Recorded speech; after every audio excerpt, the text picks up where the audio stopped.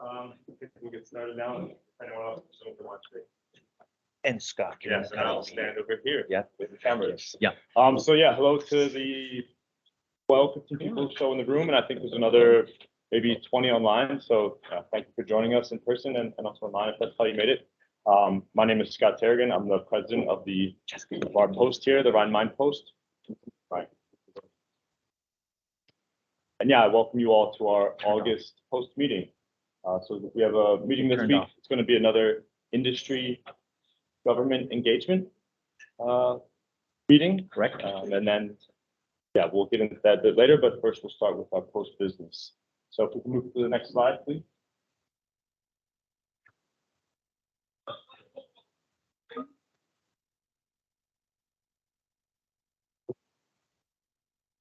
I think that's the last, no problem. All right, so yeah, this is just the normal online etiquette, so please switch off the camera and microphone, and know that, yeah, this is being recorded. And yeah, you can find our information on our website below, which is Googling Rhein-Main post. And then this is just our mission statement, but yeah, of course, the purpose of why we're all here today is to bring together government, like myself and industry, like many of you in the room, to talk about our work we're doing together, to collaborate, to identify things we can do better, to talk about them and work together better and build some friendship and solidarity in that as well by having Soul Food Thursday together. So next slide, please. So then our events, I would just like to give a little update. So last month I was not able to attend, but I heard it was a very successful meeting on microgrids. I watched it thanks to it being recorded online. I enjoyed it. I even followed up with someone from the UCOM staff afterwards and had some engagements with the climate change working group because of that. So yeah, it already brought value to me. And then earlier this month in August, 3 of our post members were in Florida at the SAME Post Leaders Workshop. So they come together for 3 days. They learn about resources available to them by SAME National, whether it's things to help us coordinate these online meetings or ideas, or relevant topics that the whole industry is facing, and yeah, things to make our post function better or to give more value to our communities. So they were there with 3 days getting that, taking time out of their lives to do that, and now they will be presenting it to us this Friday on their major findings and how we can further improve our post. So thank you to those of you who were there.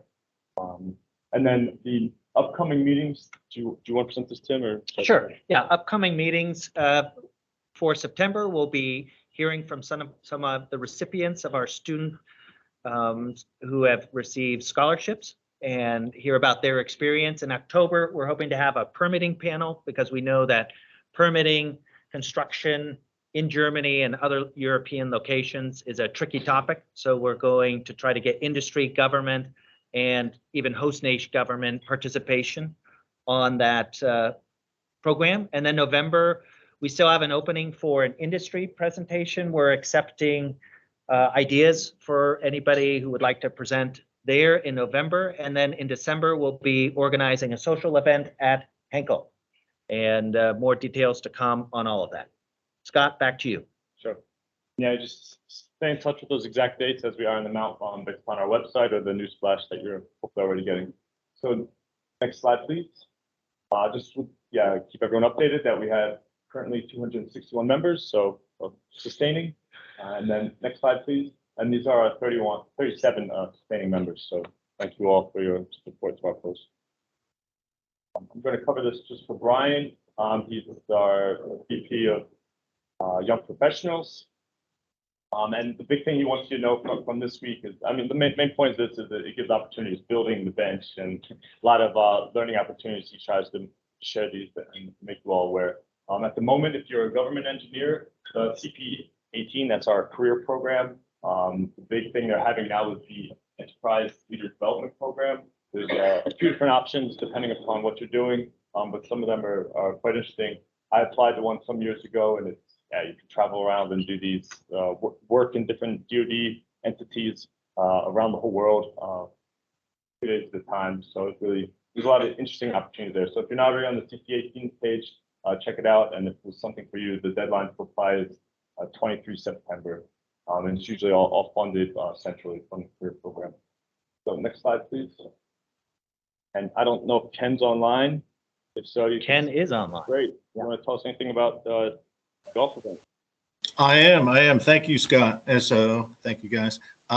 Yes, as it says, it's never too early to think about golfing, or more importantly, raising money for students and student events.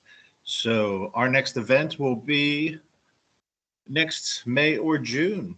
So just mark your calendar. You'll probably see snow before then, but at least, yeah, put it on your calendar with your other spring and summer vacations. That's it. Thank you. We're gonna need another fun idea. It's gonna be hard to beat last year's. All right, and with that, I'm going to turn the meeting over to Tim. He's going to lead us through the events. Excellent. Thank you very much, Scott. We are going to change up the presentations now. And we can see that our distinguished panel here in the DFAC of Wiesbaden is being presented to you. I'm Tim Conley. That's the guy raising his hand currently now, and I will be facilitating a discussion on CPARS, always a very exciting topic, both for the government and for industry, and for those who are on selection boards, obviously. A very important topic, and one that has been energetically and passionately discussed between government and industry via industry government engagements, including this one. I hope that we can have a little bit of a discussion about what's going on here. So before we get started, we'll go to the next slide and I will introduce our panelists. We are very, very lucky and very fortunate to have with us today both representation for the government and from industry. From the Air Force Installation Contracting Center in Ramstein, we have Ms. Catherine White on the line, as well as Ms. Heidi Höhn on the line. From the Europe District, we have Hector Cruz. Thank you for coming, Hector. Good to see you. And on the line, we have Michael Blunt with AECOM, who will be presenting some of the industry government exchange ideas that have already been discussed up until this point. So as a starter, it would be great if we could just discuss on the next slide, what is a CPARS? Hector, over to you. Yes, CPARS is just a rating system that the government is using for gathering information that is related to contract award. When we do contract award decisions, like just like right here, is a web online system that we use, and is reporting information that we can gather later on. We use for making best value contract award decisions. It is something that's done annually when you have a contract. And we only evaluate areas that are applicable to your contract. For example, when we do a CPARS, we're doing schedule, we're doing Quality. Yeah, quality, schedule, and Management. and management. The other ones that are in there, like cost, is normally done for construction, so we don't do that. So you might have in your contract, you might have something like what's the permitting, and that might be included if it's part of your contract, so it might be evaluated. It is only done over the statutory, what is a SAT? It's only over 750 for construction, 335,000 for a, and this information will be retained for 6 years after the project is done, so you're stuck with it for a while. I just want to say that as a citizen official for Europe District, we take it very seriously. We do try to do it as soon as possible, and we do have a lot of them that are out there. But we're working on improving, and we read everything that is submitted. We really consider this in a very complete way, and we try to be as fair as possible. That's it. Okay, thank you, Hector.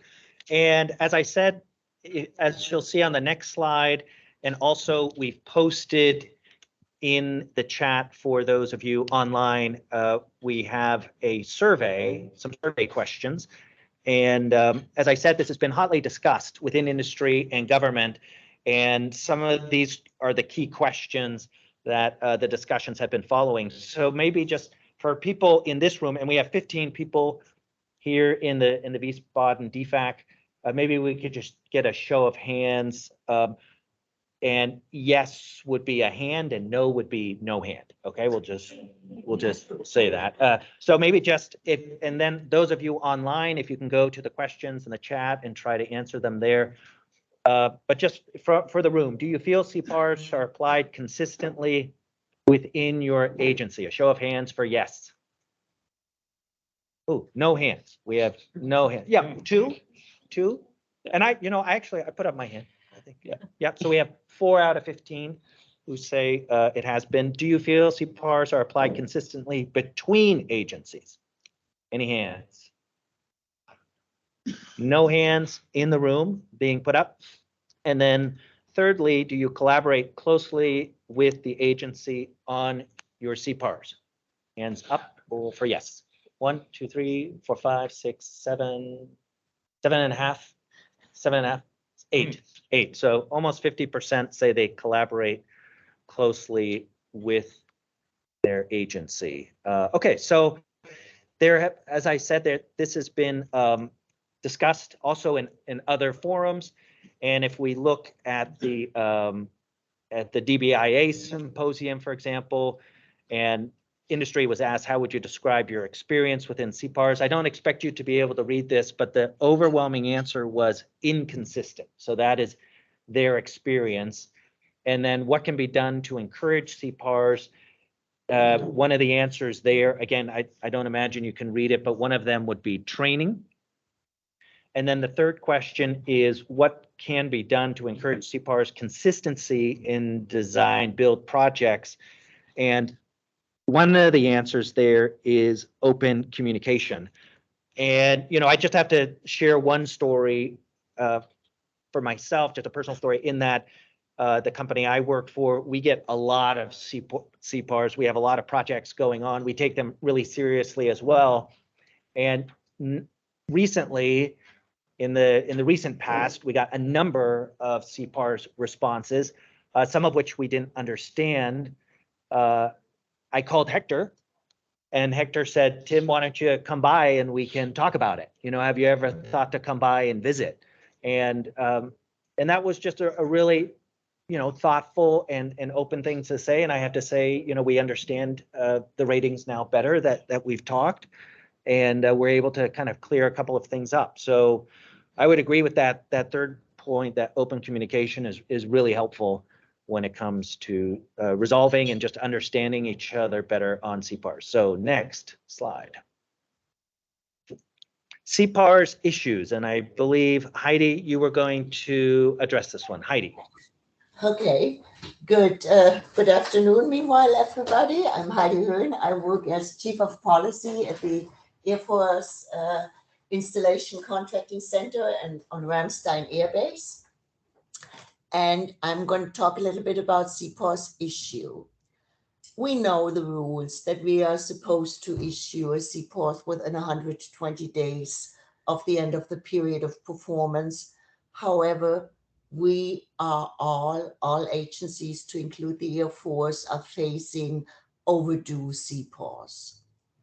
So the question is, not only are we facing overdue CPARS, we also have a problem with waiting for the reviewing official to close a CPARS out for various reasons.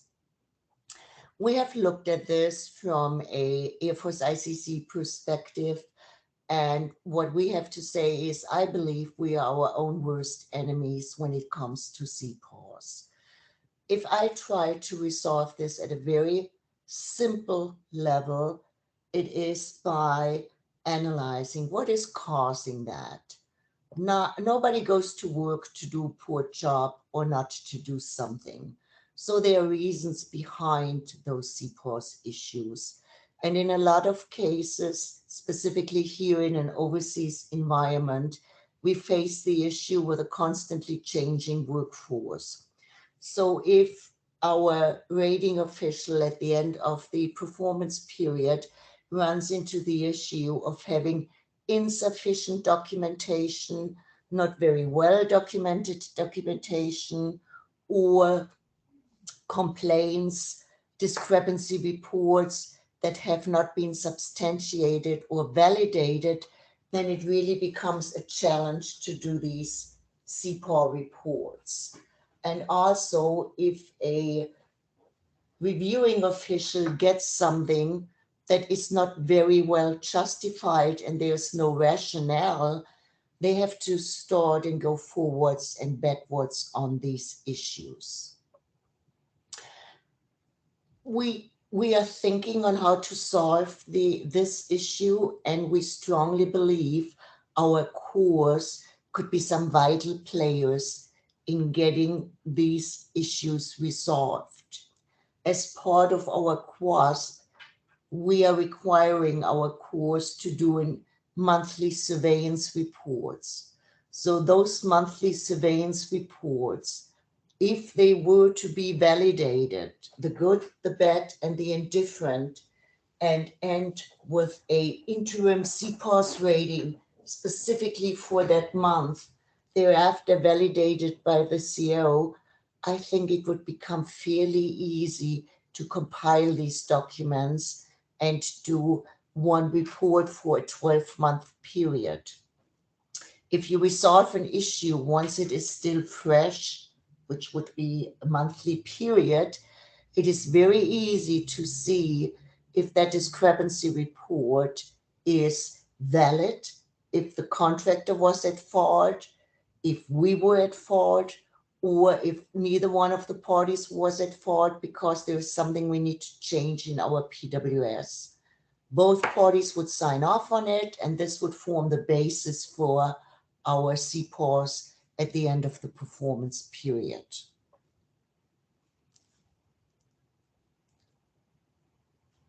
Excellent. Thank you, Heidi, for that. We will move on to the next slide. Kathy, I believe you're going to address this one. Kathy. Yes, I am here. Good afternoon, everyone. I'm going to actually continue to talk about some of the CPARS issues. But first, I just want to introduce myself. I'm Kathy White. I am the Director of Business Operations at the 764th Enterprise Sourcing Squadron, located here at Rhein-Main. And my role in that position and in regards to CPARS, I've been the reviewing official on several CPARS where the contractor disagreed with the ratings and the comments provided by the assessing official. And so with that, one of the things I've seen, and this is addressed in the first bullet, is there is absolutely a lack of consistency within the agency, meaning the Air Force, even across DoD, with how we're doing the ratings. They are, I know, a little subjective, of course, but a simple thing that I've seen is even in my own organization where there has been a lack of consistency.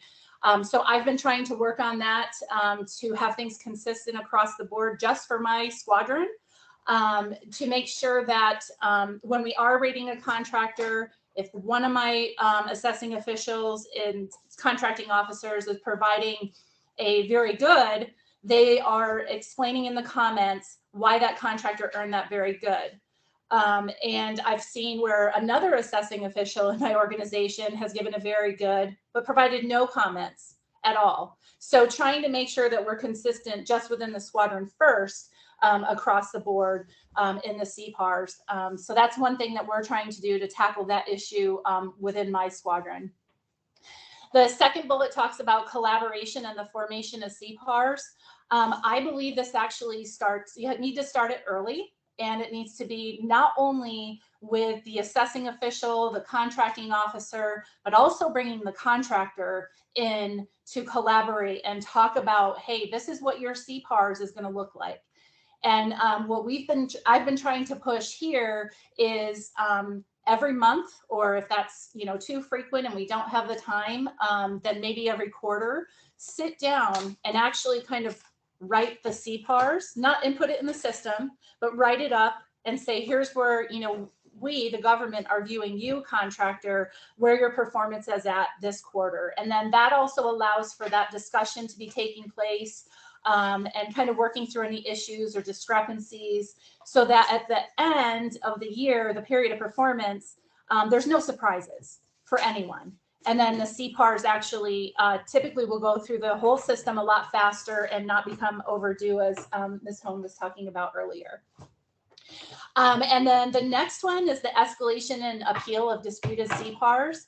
I know that if the assessing official, they do their write-up, contractor goes in and provides their comments. If they disagree, it's going to come to me as the reviewing official. But one thing I didn't realize, and it came up last year, kind of surprised me a little bit, but the contractor actually can go to the Court of Federal Claims and file a claim against the government for the CPARS ratings that they received. And I will tell you that that is a very lengthy, somewhat painful process for both the contractor and for the government, because you have to put forth the resources. There's costs associated with that in dealing with the Department of Justice lawyers on the government side, the contractor and their lawyers, to actually settle that. And and reach some kind of an agreement. And really, it shouldn't get to that level if we're doing our due diligence in the beginning and upfront, and talking with the contractor about their performance, giving them the opportunity to correct any performance issues. And then the last thing, which I don't really get into too much, is the CPARS for your key subcontractors. While there may not be an actual CPARS done separately for the subcontractors, it should be addressed within the prime contractors CPARS, and we don't always see that, so that is not always captured. So pending any questions, that's what I have for the group today, and then I'll be turning it over to, I believe, Mr. Blunt. Over. Thank you very much, Kathy. Well, good morning. And yep, over to you, Mike. Well, great. This is Mike Blunt. I'm coming to you live from the parking lot of Naval Air Station Jacksonville's front gate, where I've got a breakfast with NAVFAC Southeast following this. And just a little bit of background about me. I'm with AECOM. I'm the Navy Client Account Manager. I'm a former national president of SAME, and through that, I've been involved in some industry government engagement issues, starting with partnering and now CPARS. Before I get started, I want you all, if you go back to your office, especially Army Corps, to say hello to my niece, Allie Blunt, and her husband, Josh Mueller, as they're both in the V-Spot in office and highly involved and engaged. I hope they're logged in somewhere, listening to the presentation just to provide support for their uncle. The first thing is the CPARS issues that we've gone forward with. And the group that was formed really focused on what Catherine just presented. And if you can switch the slide to CPARS reform.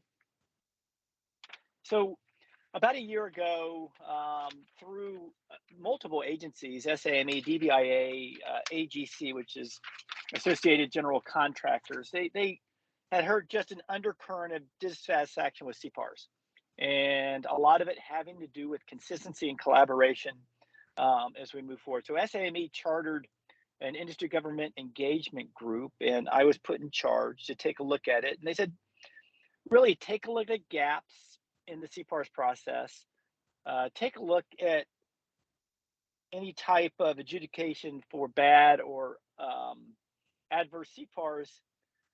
But the biggest thing, try not to get into anything that would have to change it through the FAR. And so those really what were the base of what the government industry engagement group took a look at. So next slide. So we formed a group with members from DBIA, SAME, AGC, Army Corps of Engineers, NAVFAC, AFCAC, 772nd, and then some constructors and some designers from industry. And our first discussion was we identified 5 focus areas to do deep dive in. 1, take a look at consistency. 2, take a look at incorporating CPARS into partnering sessions. Support a dispute resolution process for low ratings. Drive for correlation between the mean of CPARS ratings that were given on a project and then interpreted by a selection board. That's really hard. It's an issue, but it was really hard to try to do. And then promulgate and support CPARS training. So we had a lot of discussion on those 5 issues and decided on 5 recommendations, which we presented to the service chiefs. They're called the Executive Advisory Group to SAME. And it was the Chief of Navy Civil Engineers, the Chief of the Army Corps of Engineers, the Commander of AFCEC, and the Chief of Construction for the VA. So that's who I presented these recommendations to. Of the 5 on the left-hand side, we determined that number 3, though extremely important, was really hard. In talking to contracting officers and the 1102s, we were going to get into the contract itself and just it'd be extremely difficult. So due to a lot of discussion, we decided if we can just make an impact on consistency and collaboration, maybe some of the disputes, they're not all going to go away. As Catherine mentioned, you can go do a dispute claims act on a bad CPARS grade, but they'll be better understood by both the contractor and the government. So we recommended, our first recommendation was liaison with GSA about creating modules for construction and AE work similar to the old CCAS and ACAS. The second was to integrate CPARS into partnering discussions. And the third was to do what I'm doing right now, which is to talk about it, to train about it, to get word out to all of industry about CPARS and what can be done. So that was presented, and we presented it at the Small Business Conference to the Executive Advisory Group in November of 2021. Afterwards, they said, hey, go. And since the general officers, flag officers don't have to do the work, they said, go, do great things.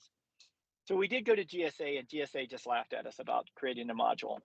And this kind of went against our charter because it would require some FAR changes. But they said we have 25 executive orders from the executive branch, the president, that require FAR changes, and you would never see the light of day if you came to us. They said, just run pilot study, do what you need to do within your own power, and maybe come back to us after things have calmed down for our group.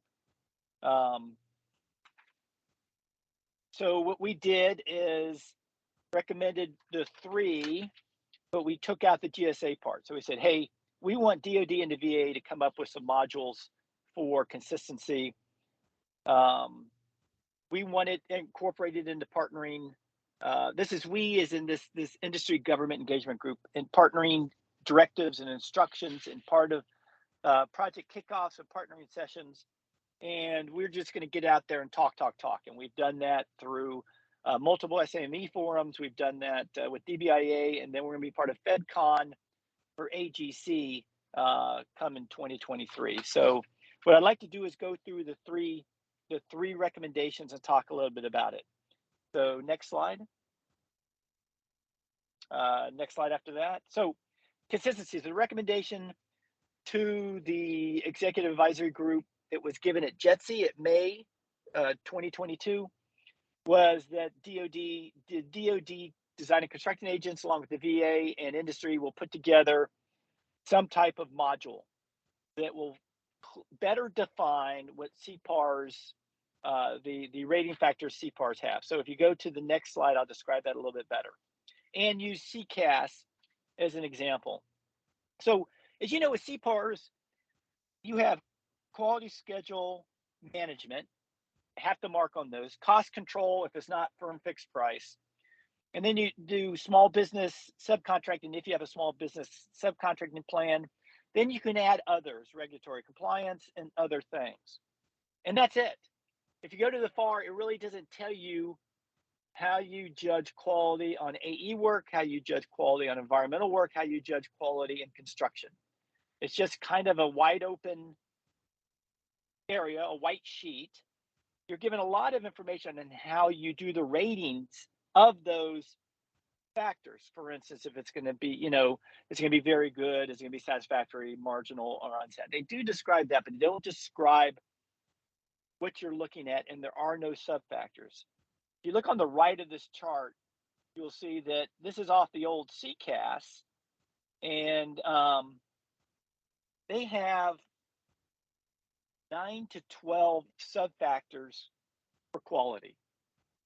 And so you can imagine if you're doing a construction project quality as the government, you have to go through and consider all these sub-factors and actually do write-ups based on those sub-factors of how well your contractor is doing. So let's just look at some of the sub-factors under quality: quality of workmanship, quality, adequacy of the CQC plan, implementation of the CQC plan, quality of the QC documentation, storage of materials, adequacy of submittals, adequacy of QC testing, adequacy of as-built, and on and on.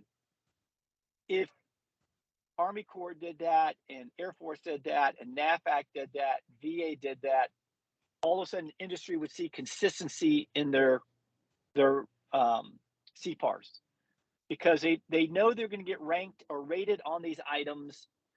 That could be discussed in the partnering sessions and project kickoffs, in which a contractor should ask, what do I have to do to get exceptional?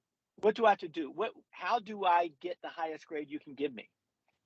An agency can say, we just don't, we rarely give those grades. And we really consider if you do the job and do it well, you're satisfactory. If you do it outstanding or go far above, you're very good. And then exceptional will be, a once in a lifetime type group. At least you understand how you're being graded and being marked. So under consistency, and we have a meeting today actually with Army Corps reps, NAFAC reps, Air Force reps, VA, and industry. We're going to talk about our main goal of this IGE, this Industry Government Engagement Group, is to create sub-factors that will be consistent on all federal CPARS within the main agencies. And like I mentioned, we have the 3 DODs, we have the VA, we think we can get GSA on board. And that would be great because, one, industry would know what to expect, and the government would have some guidelines when writing their CPAR. So that's the definition of the consistency recommendation. Go on to recommendation number 2. So integration of CPARS into partnering. And there's just a little chart. And this one was recommended to the DOD agencies, design and construction agencies, and the VA. We're going to follow up with them at the Small Business Conference in November, which is in Nashville. How do you incorporate it? Well, one, just introduce it as part of the partnering plan. Is if you have a project kickoff, talk about CPARS, talk about grading, talk about if you have sub-factors, what you would use now, and then hopefully we'll have them implemented soon, and then check up on it. It's not a fire and forget. If you're going to do CPARS, your contractor should never be shocked by when they get their CPARS. They should know what's coming because you've done partnering, you discuss it the entire time.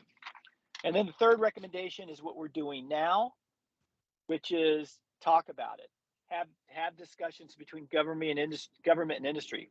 I think both Heidi and Catherine, their presentations prior to me were fantastic. I think they understand that it's not a perfect system and they need to work with the government. And the best quote of the day from Heidi is the good, the bad, and the indifferent. And with that, I'll stand by for questions at the end about our IGE, but we have a few more slides to go, I believe, Tim. Thank you, Mike. Yep, we're going to talk about CPARS training and understanding, and I think Heidi was going to take over on this slide. Heidi. Hello again. So now we talk about training and understanding the recommendations. So over time, we can probably implement consistency across agency websites, but this is not a short-term goal. So for right now, we need to do something that solves our immediate problem. Training is one of them. Frank and open communications is something else. We need to engage with all parties early and often, because if we only do it once a year, then we are not going to achieve the required results, and we are going to fall back into the status quo, and the status quo is CPARS are late. I heard a lot about communicating with the contractor today. I really think that is so important. A contractor should always know where they stand. But on the other hand, the CEO should always know where our quality assurance personnel believes the contractor stands. So those parties need to talk, and I think there is training needed to specifically address these issues and how we could do a better job in the future as DoD and not just as Army or Air Force. Training opportunities at professional organizations, associations. There are many that could help us in doing that. And we need to stress the importance of robust on-time reviews to lessons learned on overdue CPARS. And I can't stress it often enough. Nobody comes to work to do a bad job. So people are not intentionally either not doing these CPARS or not doing it the right way, or what we believe is the right way. As long as we partner with a contractor and our quality assurance personnel, train those accordingly, and find a system for right now that allows us to do our CPARS in a more timely fashion, I recommend you to recommend ideas or your view on this issue. The ultimate goal, as stated in the first bullet, is to implement consistency. But until such time, we have to be creative and find ways to do a better job, which will eventually lead to a consistent application across all agencies. On standby to answer questions at the end of the presentation. Hand it over to the Thank you next very much. person. Yeah, thank you, Heidi. Excellent overview. And I think we're going to wrap up with one more slide here on CPARS best practices. Heidi, were you going to talk about that as well?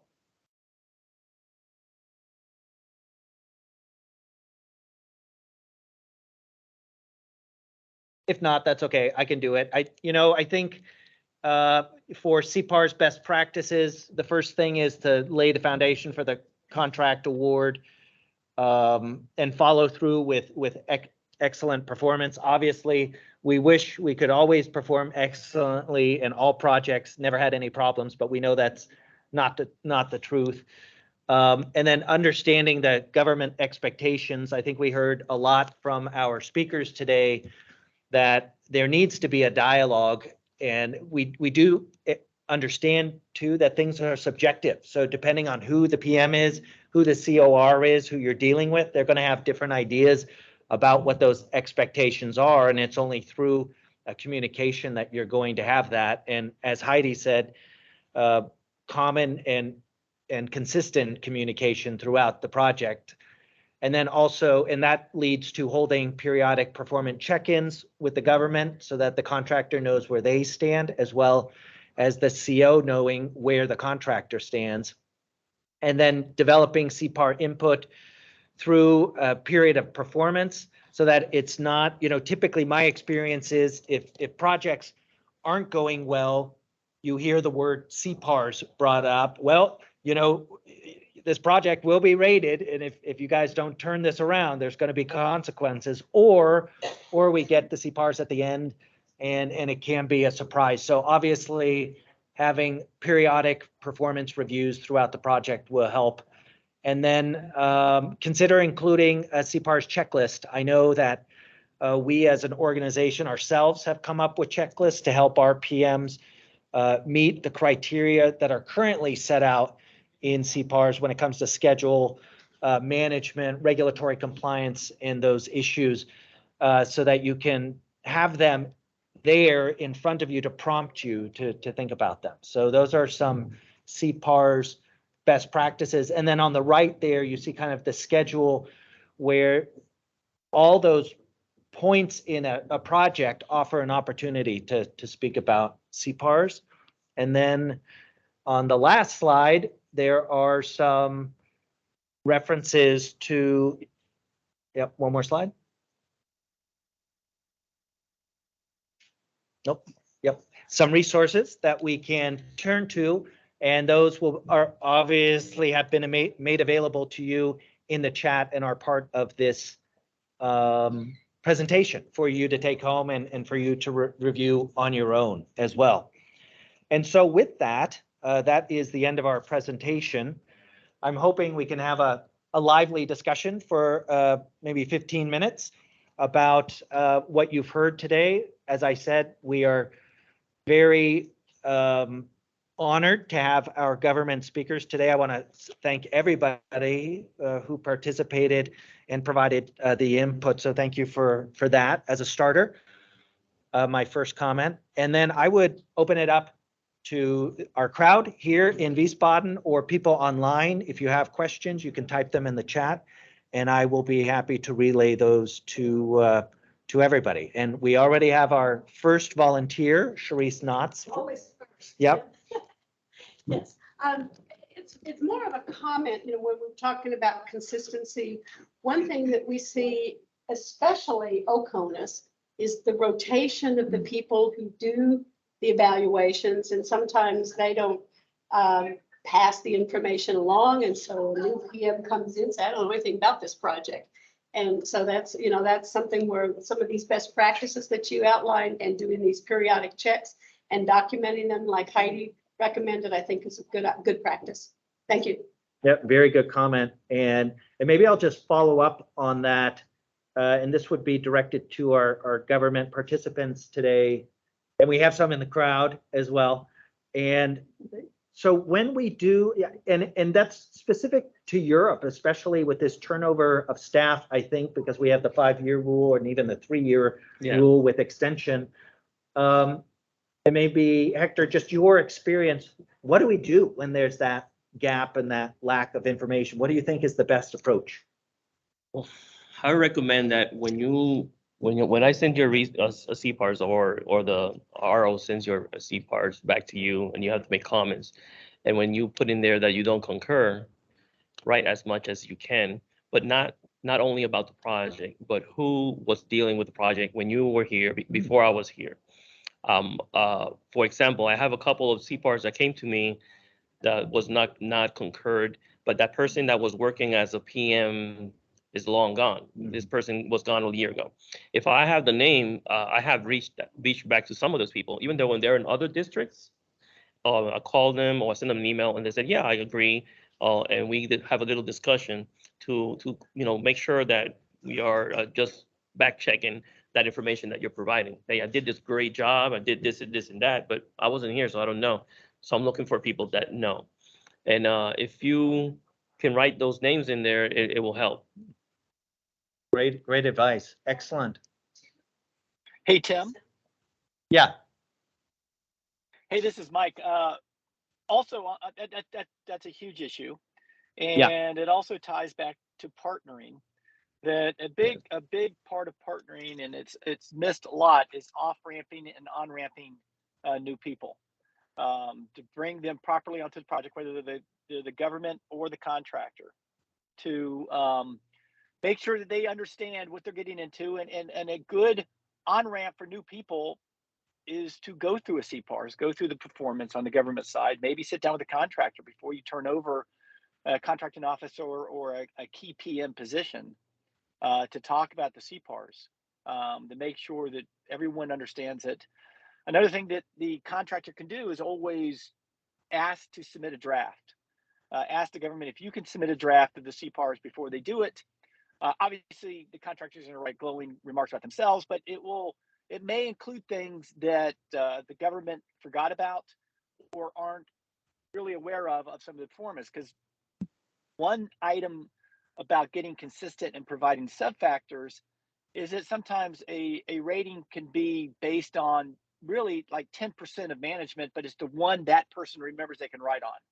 And if you either have sub-factors or have input from the contractor, you may see more. Over.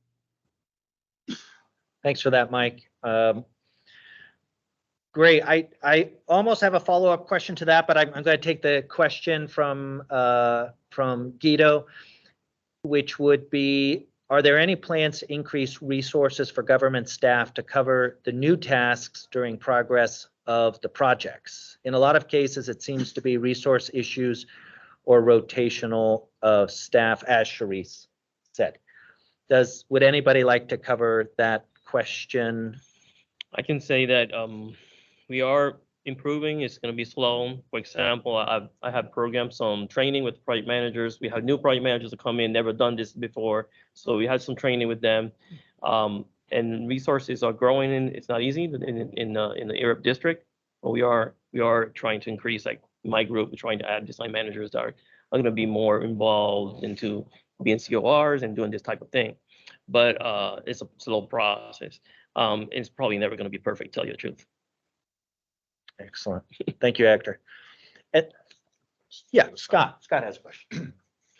So I think my question would be for Heidi. You gave us the interesting statistics about how many or what relative quantity were overdue. Is that problem, did you say it's particular to the Europe region, or is that the whole system generally, or is it worse in Europe generally? Could you clarify?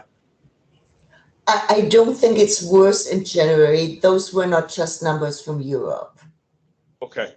And then I'm just curious, what is the impact from having an overdue or absent CPARS rating? It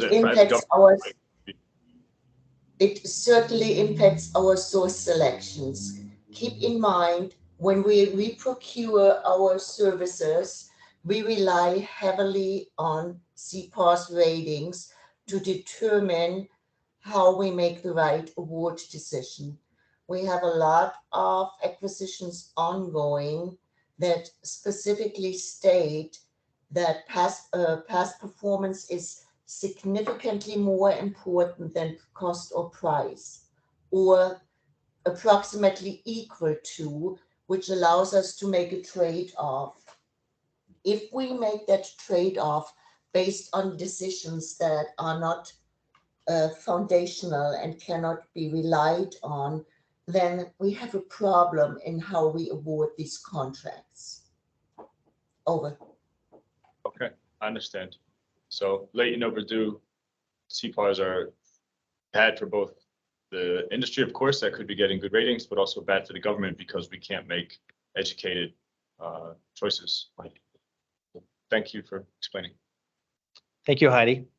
Any other questions from the group? Brian. Yeah, I got a question from where I worked at Department of the Army. I realize you can't hear, Brian. I will repeat the question. Go ahead. Yeah. We hired USACE to do a lot of our execution, but no one's ever asked me, to help with CPARS. I think how can, for example, Scott and I, we're involved in design reviews, we're really tied in at the hip with USACE. How can we help this situation?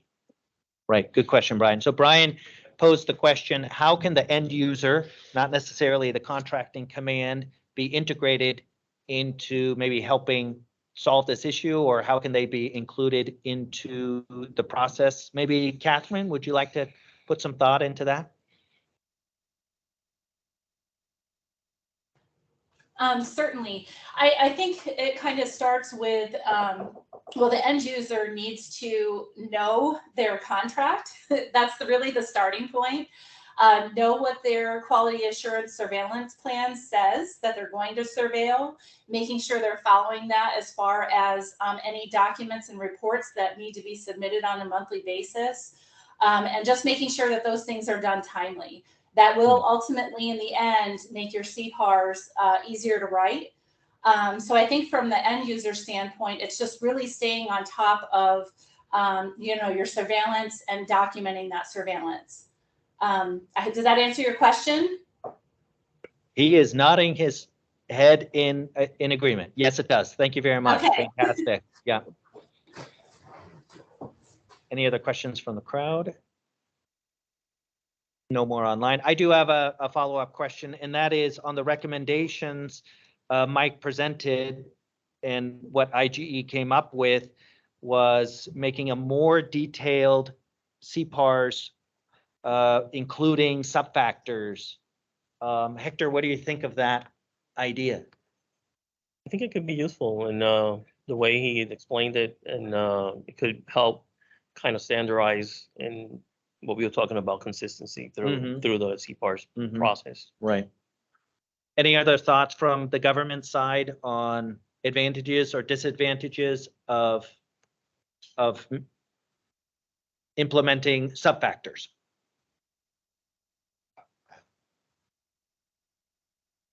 We do have a hand up to answer that question. Nick Irwin with the Europe District. I'll paraphrase. He's sitting. Wait. So it's, I guess it's a tangential answer, but the guidance that exists for government users doing CPARS is not actual guidance, it's suggestion. And it's not enforceable by that person's supervisor or by the contracting officer or by the RO or by any of the people who are involved in the process. So there is at least well-written instruction on here's how you ought to look at management for an AE contract. But that's not a requirement. It's not official guidance. It's just a suggestion. And while that suggestion is, in my opinion, really good, it's not enforceable. We run into a lot of problems with that. At my position where I am now, I work on the construction side, not on the AE side, but we deal with CPARS. It's one of the things my shop does. And I can't write a piece of policy for my district. You have to do this because it's just a suggested guidance.